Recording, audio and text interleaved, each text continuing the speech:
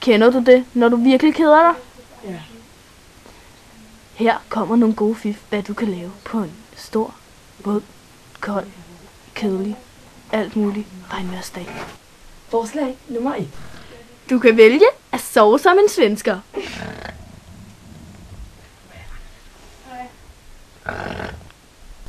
Forslag nummer 2. Du kan også vælge at hoppe i en vandpyt.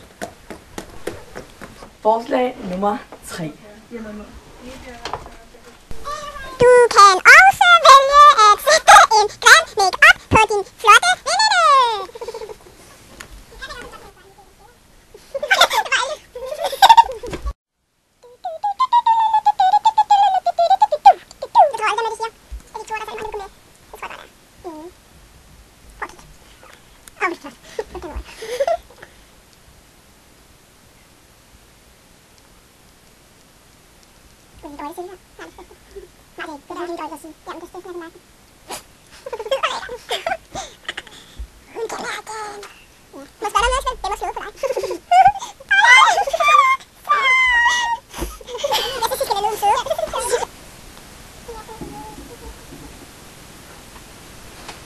Kan vi please sige det other side?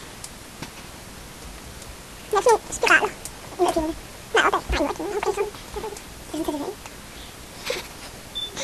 Godt på